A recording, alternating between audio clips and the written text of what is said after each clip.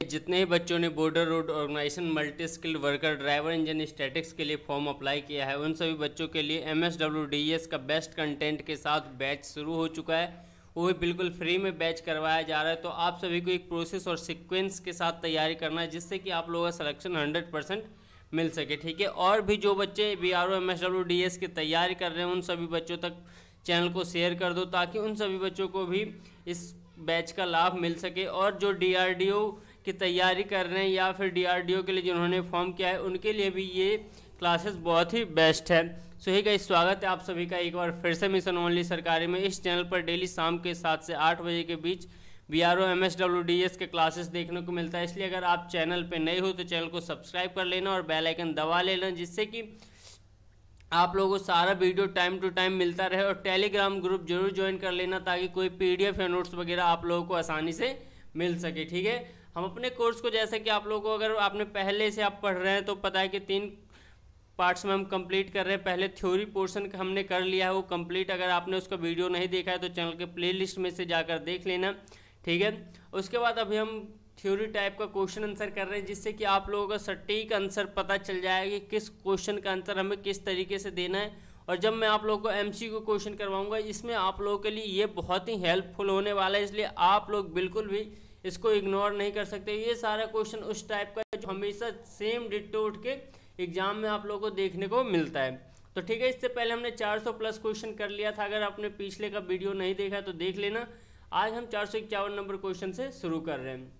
तो चलिए, कोई पहला क्वेश्चन हमारा क्या है कि फ्यूल ट्रांसफर पंप का क्या कार्य है। तो क्या होता है कि डीजल टंकी से फ्यूल फिल्टर तथा फ्यूल इंजेक्शन पंप डीजल पहुंचाने के लिए फ्यूल ट्रांसफर पंप का प्रयोग किया जाता है। इसे फ्यूल फीड पंप भी हम कहते हैं। ठीक है, चलिए नेक्स्ट क्वेश्चन है अपना, फ्यूल ट्रांसफर पंप में कौन कौन से मुख्य भाग होते हैं। तो हाउसिंग होता है, पंप प्लंजर होता है, फिर इसमें क्या होता है plunger spring, plug, roller tappet, roller pin, guide pin, pressure valve, hand priming pump, handle और सक्शन वाल्व इसके मेन पार्ट्स होते हैं। ठीक है, नेक्स्ट क्वेश्चन अपना, फ्यूल ट्रांसफर पंप कहाँ लगा होता है तथा किससे चलता है। प्राय यह पंप फ्यूल इंजेक्शन पंप की कैम शाफ्ट अथवा इंजन के कैम शाफ्ट द्वारा चलाया जाता है। ठीक है, या तो फ्यूल इंजेक्शन पंप FIP के कैम शाफ्ट या फिर हमारा कैम शाफ्ट के द्वारा इसको चलाया जाता है। चलिए नेक्स्ट क्वेश्चन है अपना कि फ्यूल ट्रांसफर पंप होते कितने प्रकार के हैं। तो 2 प्रकार के होते हैं। पहला डायफ्राम टाइप का फ्यूल ट्रांसफर पंप होता है,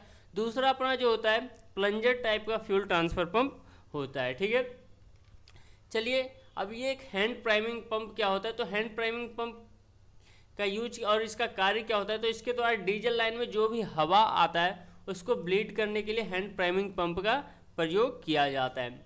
नेक्स्ट अपना एयर ब्लीडिंग क्यों की जाती है। तो डीजल फ्यूल लाइन में हवा आ जाने से क्या होता है, एयर लॉक हो जाता है। एयर लॉक हो जाएगा तो हमारा फ्यूल सप्लाई नहीं हो पाएगा, जिसके कारण फ्यूल इंजेक्शन पंप तक पर्याप्त मात्रा में डीजल नहीं पहुंचता। इसलिए एयर ब्लीडिंग की जाती है, ताकि हमारे फ्यूल लाइन से सारा एयर बाहर निकल सके। चलिए नेक्स्ट क्वेश्चन अपना, एयर ब्लीडिंग किस प्रकार की होती है। तो इस प्रकार के कार्य के लिए फ्यूल इंजेक्शन पंप तथा इंजेक्टर द्वारा हवा बाहर निकाली जा सके, परंतु मुख्य रूप से हवा फिल्टर पर लगे ब्लीडिंग स्क्रू को खोलकर निकाली जाती है। ठीक है, और ब्लीडिंग स्क्रू को खोलने के बाद क्या होता है, हैंड प्राइमिंग पंप को जब तक चलाना चाहिए क्या, जब तक कि हवा बाहर पूर्ण रूप से बाहर ना निकल जाए, तब तक हमारा एयर ब्लीडिंग चलाते रहना चाहिए। नेक्स्ट क्वेश्चन अपना, फ्यूल इंजेक्शन पंप की कौन कौन सी विधियां का प्रयोग किया जाता है। तो कौन कौन सी होती है, air blast injection system, airless या सॉलिड इंजेक्शन सिस्टम होता है। चलिए नेक्स्ट है, आजकल के डीजल इंजनों में किस प्रणाली का प्रयोग किया जाता है। तो आजकल के इंजनों में एयरलेस या सॉलिड इंजेक्शन विधि का प्रयोग किया जाता है। इस विधि के उच्च दाब पर डीजल सीधे कंबस्शन चैम्बर में क्या होता है, इंजेक्ट किया जाता है, जिससे क्या होता है, इंजेक्शन की सहायता से विशेष प्रकार के फ्यूल इंजेक्शन प्रणालियों का भी प्रयोग किया जाता है। इतना क्लियर है। नेक्स्ट अपना क्वेश्चन है कि फ्यूल इंजेक्शन प्रणाली कितने प्रकार की होती है। तो मास्टर फ्यूल इंजेक्शन प्रणाली होती है, डिस्ट्रीब्यूटर फ्यूल इंजेक्शन प्रणाली होती है, इंडिविजुअल फ्यूल इंजेक्शन प्रणाली होती है। तो दोस्तों अगर आप लोग नोट्स नहीं बना रहे तो जितना भी आप लोग को इम्पोर्टेंट क्वेश्चन लग रहा है साथ में लिखते हुए चलो, जिससे कि आप लोगों को आसानी हो सके लास्ट में पढ़ते वक्त। ठीक है, नेक्स्ट क्वेश्चन है अपना मास्टर फ्यूल इंजेक्शन प्रणाली क्या होती है। तो इस प्रणाली में एक मास्टर पंप प्रयोग किया जाता है। यह पंप दबाव के साथ साथ इंजेक्टरों के भी डीजल सप्लाई करता है। सारे इंजेक्टर विशेष प्रकार के इसमें होते हैं, ठीक है, जो इसके ऊपर से प्लंजर के समान दिखते हैं, लेकिन ये हेलिक्स टाइप के बने होते हैं, जिसके द्वारा डीजल की सप्लाई की मात्रा कम या अधिक की जाती है, ठीक है। और इसके नीचे का भाग समान इंजेक्टर के समान ही होता है। ये मास्टर फ्यूल इंजेक्शन प्रणाली के बारे में आपको समझाया है। नेक्स्ट क्वेश्चन है अपना डिस्ट्रीब्यूटर फ्यूल इंजेक्शन प्रणाली का किस प्रकार कार्य होता है। तो यह क्या होता है, एक प्रकार का पंपिंग एलिमेंट से मल्टी सिलेंडर इंजनों में सभी इंजेक्टरों को डीजल बराबर मात्रा में सप्लाई करने का ये डिस्ट्रीब्यूटर काम करता है, ठीक है। और इसके लिए डिस्ट्रीब्यूटर को मास्टर पंप से पर्याप्त दबाव पर डीजल सप्लाई की जाती है, जहां से सभी इंजेक्टरों के फायरिंग ऑर्डर के अनुसार डीजल क्या होता है, पर्याप्त इसमें होता है। नेक्स्ट क्वेश्चन है अपना इंडिविजुअल पंप किस प्रकार का होता है। तो यह पंप क्या होता है, प्लंजर या जर्क टाइप का पंप होता है, जिसके निम्नलिखित भाग होते हैं। कौन कौन से होते हैं, बैरल होता है, इसमें प्लंजर होता है, कंट्रोल स्लीव होता है, टूथ क्वाड्रेंट होता है, डिलीवरी बॉल्व स्प्रिंग होता है, या फिर कैम शाफ्ट, प्लंजर स्प्रिंग या गवर्नर इसके इंडिविजुअल पंप के मुख्य प्रकार या पार्ट्स होते हैं, ठीक है। तो चलिए इंडिविजुअल की बात हुई तो पूरा इंडिविजुअल के बारे में पहले पूरा जानते हैं कि क्या होता है ये। तो इंडिविजुअल टाइप का जो पंप किस प्रकार कार्य करता है कि प्लंजर स्प्रिंग द्वारा इसमें क्या होता है, दबा रहता है, डीजल सक्शन पोर्ट के बैरल में आ जाता है, जिससे कैम शाफ्ट द्वारा रोलर टैपेट द्वारा प्लंजर पर पड़ता है। क्या होता है, जब बैरल पर जो हमारा फ्यूल आता है, कैम शाफ्ट का दबाव क्या होता है, रोलर टैपेट के द्वारा प्लंजर पर पड़ता है, तो क्या होता है, वह ऊपर उठ जाता है। हमारा प्लंजर ऊपर उठ जाएगा जब, तो प्लंजर के ऊपर उठने से क्या होता है, सक्शन पोर्ट बंद हो जाता है तथा ठीक डीजल का दबाव पड़ता है, और यह डीजल दबाव से डिलीवरी वाल्व को खोलकर पाइपलाइन के द्वारा इंजेक्टर में चला जाता है। क्या हो रहा है, प्रेशर से यहाँ इंजेक्टर तक जा रहा है डिलीवरी वाल्व खुलने के बाद, ठीक है। अब नेक्स्ट है अपना कि प्लंजर पर फिर क्या होता है, प्लंजर पर ये जब कैम का दबाव हट जाता है तो ये प्लंजर फिर से क्या होगा, नीचे आ जाएगा। इसी प्रकार से प्लंजर के स्ट्रोक जो होता है पर पंप का कार्य इसमें किया जाता है। डीजल इंजन की मात्रा प्लंजर के कटे तिरछे भाग को खुलने पर क्या होता है, निर्भर करती है। यह कटा तिरछा भाग एक्सीलरेटर या गवर्नर द्वारा, कंट्रोल रोड या टूथ क्वाड्रेंट के द्वारा भी कभी कभी कम या कभी अधिक किया जा सकता है। इससे क्या होता है, इंजन का चाल तेज या कम भी इसके द्वारा किया जाता है। ओके, इतना आप लोगों का क्लियर है। नेक्स्ट क्वेश्चन है अपना कि इनलाइन फ्यूल इंजेक्शन पंप क्या होता है। तो इनलाइन का जो फ्यूल इंजेक्शन पंप होता है, इसमें मल्टी सिलेंडर इंजन के लिए इस प्रकार का फ्यूल पंप प्रयोग किया जाता है। जो मल्टी सिलेंडर इंजन हो, यह इंडिविजुअल पंप के समान ही बना होता है, परंतु सिलेंडरों की संख्या के आधार पर सभी पंप एलिमेंट एक लाइन की हाउसिंग में पार्टीशन करके बनाए जाते हैं। इन्हें क्या होता है कि एक ही कैम शाफ्ट के द्वारा सारा ये FIP को ऑपरेट किया जाता है, ठीक है।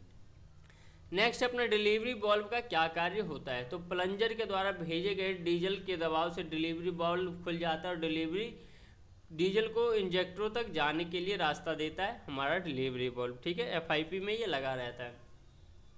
नेक्स्ट है क्वेश्चन अपना कंट्रोल रोड क्यों लगाई जाती है। तो यह कंट्रोल रोड जो होता है गवर्नर या एक्सीलरेटर द्वारा टूथित क्वाड्रेंट को घुमाकर डीजल सप्लाई कम या अधिक करने का काम करता है, ठीक है। ये क्या होता है, ये गवर्नर में एक टूथ टाइप का क्वाड्रेंट लगा होता है, जो क्या होता है जब इसको हम एक्सीलरेटर देते हैं तो उस टाइम गवर्नर भी उसी प्रकार से वर्क करता है, ठीक है। और ये आगे पीछे होकर उतना ही खोलता है जितना हमें एक्सीलरेटर देते हैं या फिर जितना फ्यूल का आवश्यकता हमें होता है।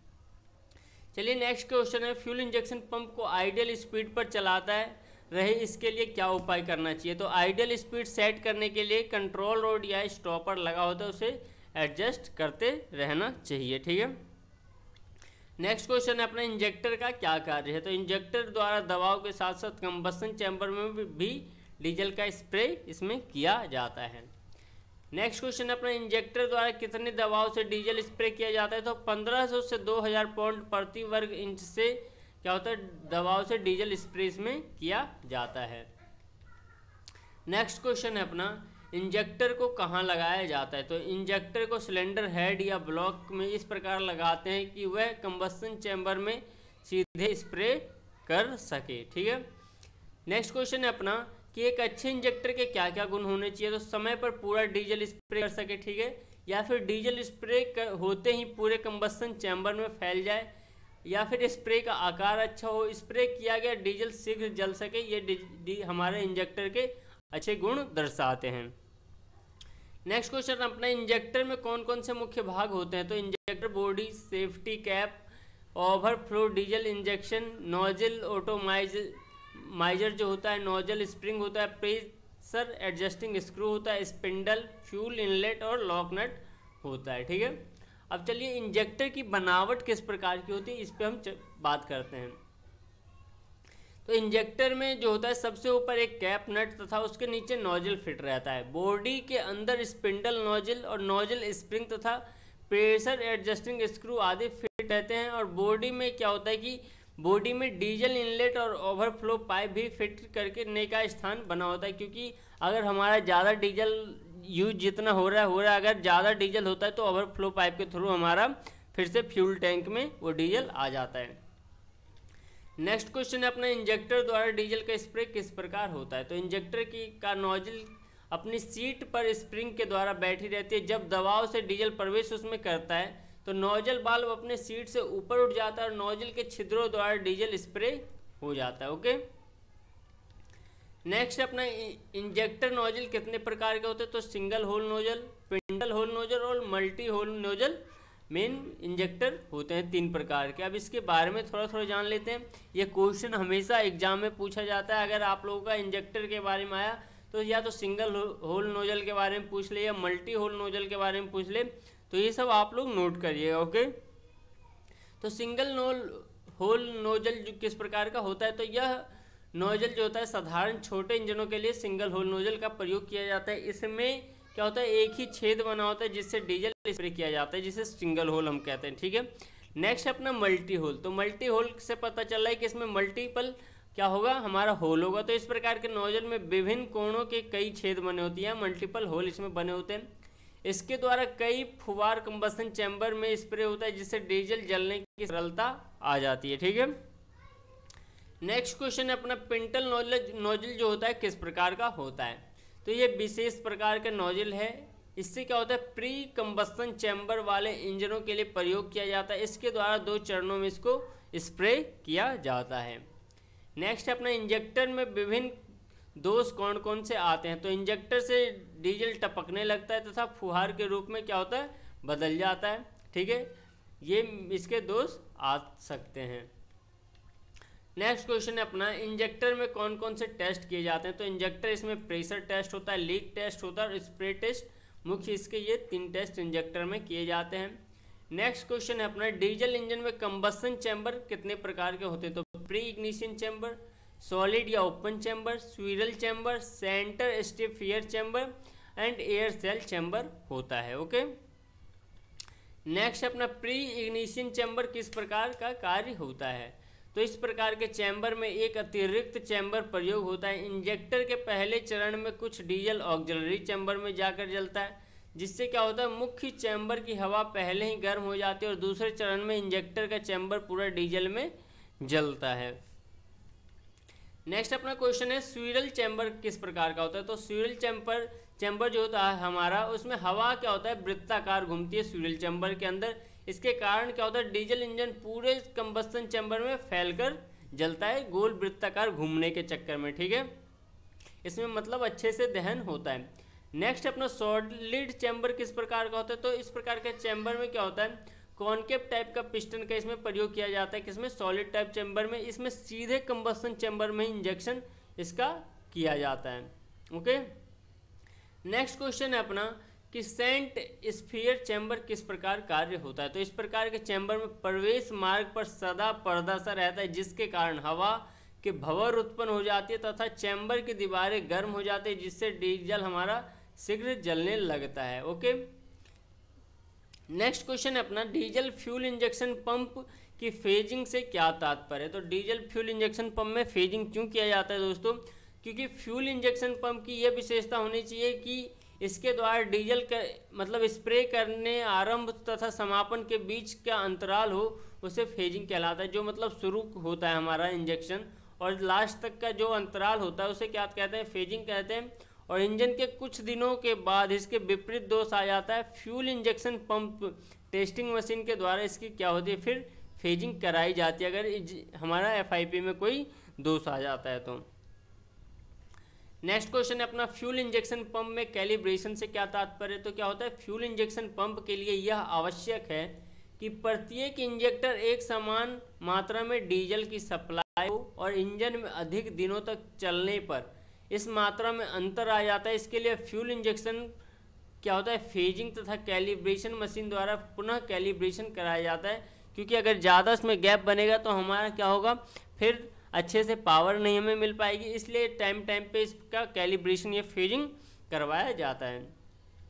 नेक्स्ट क्वेश्चन है अपना, डीजल इंजन में गवर्नर की क्या उपयोगिता होती है। तो डीजल इंजन में क्या होता है, अधिकतम व न्यूनतम चाल पर नियमित रखने के लिए फ्यूल इंजेक्शन पंप के साथ गवर्नर का प्रयोग किया जाता है। ये गवर्नर डीजल सप्लाई की मात्रा को स्वयं नियंत्रण करके इंजन को चलाते हैं। ठीक है, गवर्नर मेन यही है कि ये स्पीड को भी मेंटेन करता है। ठीक है, और ये अपने हिसाब से फ्यूल भेजता है, और ताकि डीजल इंजन में क्या होता है कि डीजल इंजन को ये मेंटेन करने और इसके स्पीड को कंट्रोल करने कर सके गवर्नर। तो अब गवर्नर होता कितने प्रकार का, तो देखो मैकेनिकल या सेंट्रीफ्यूगल टाइप का गवर्नर होता है, या न्यूमेटिक गवर्नर होता है, हाइड्रोलिक गवर्नर होता है, एक क्या होता है हमारा सर्वो गवर्नर भी होता है। ओके, तो पहले मैकेनिकल गवर्नर के बारे में जानेंगे। Mechanical governor centrifugal bed type का होता है। ओके, जो फ्यूल पंप की कैम शाफ्ट पर लगे होने के साथ साथ स्प्रिंग के द्वारा इसमें क्या होता है, सधे रहते हैं या तने रहते हैं, आप कह सकते हो। इसके संबंध फ्यूल इंजेक्शन पंप की कंट्रोल रोड से रहता है। जब इंजन चलता है तो चर्निंग एक्शन के कारण सेंट्रीफ्यूगल फोर्स के द्वारा वेंट फैलते हैं और इसको कंट्रोल रोड द्वारा क्या होता है, प्रभावित किया जाता है। मतलब जितना तेज हमारा इंजन चलता है, इसके क्या होते हैं, सेंट्रीफ्यूगल फोर्स के कारण, चर्निंग एक्शन के कारण क्या होता है, इसके वेंट जो होते हैं वो फैलने लगते हैं। तो और जब स्लो स्पीड कम होता है तो उसको फिर से वो सिकुड़ने लग जाता है।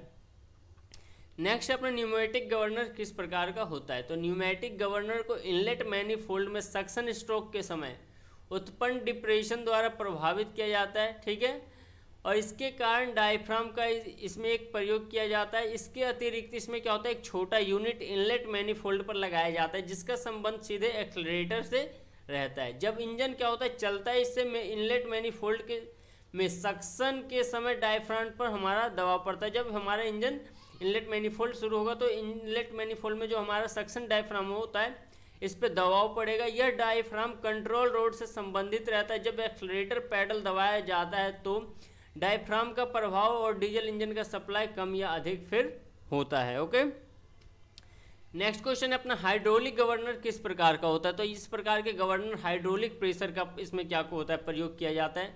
तो हाइड्रोलिक पंप, कंट्रोल प्लंजर, संकुचित मुख और प्लंजर स्प्रिंग मेन इसके प्रकार होते हैं। तो चलिए, डीजल इंजनों में हीटर प्लग का अब क्या कार्य होता है। हीटर प्लग डीजल इंजनों में अधिकतर लगाया जाता है। तो डीजल इंजन में हीटर प्लग लगाने के कारण है कि ठंडे से ही स्टार्ट करने के लिए मुख्य रूप से हीटर प्लग का प्रयोग किया जाता है। ओके, क्या होता है, यह हीटर प्लग कंबस्शन चैम्बर में फिट किए जाते हैं। जब इंजन स्टार्ट करना होता है तो इन प्लगों को बैटरी का करंट दिया जाता है जिससे कंबस्शन चैम्बर में आई हवा को गर्म कर देते हैं, जिसके सहयोग से डीजल इंजेक्शन के समय वह शीघ्र जल जाता है। यह प्लग डीजल के सीधे जलने से कोई संबंध इसका नहीं रहता।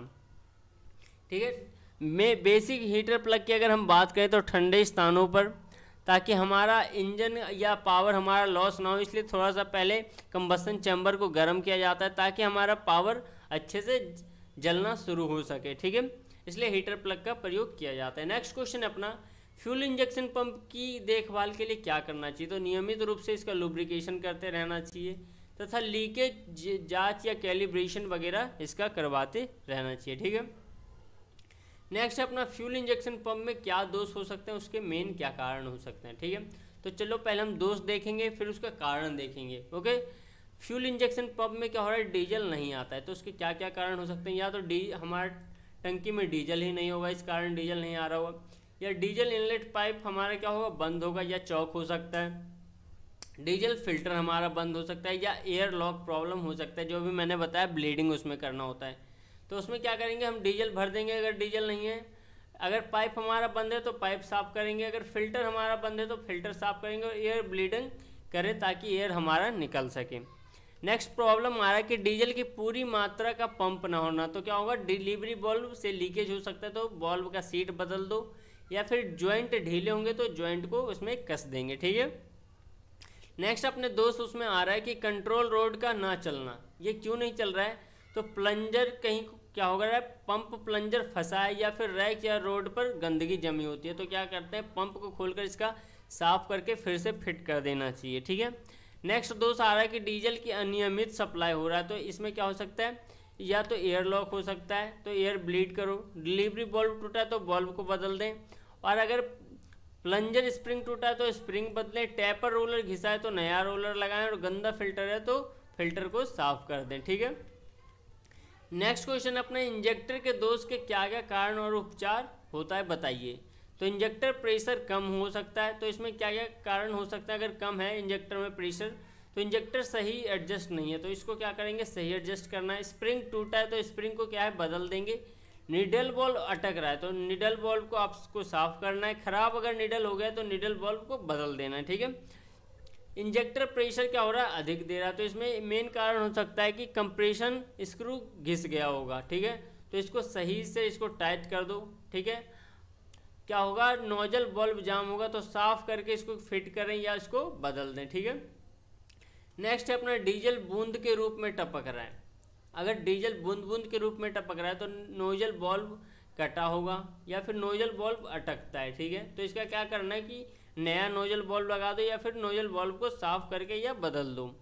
नेक्स्ट प्रॉब्लम होता है कि जोड़ लीक करता है, जो हमारा जॉइंट होता है जहाँ पर वहाँ लीक करता है, तो क्या करना है कि नोजल बल्ब ढीला होगा या तो फिर या कैप नट ढीली होगी, तो दोनों को क्या करना है, कैप को कस दो या नट को कस दो, नोजल को कस दो, तो हमारा टपकना बंद हो जाएगा डीजल।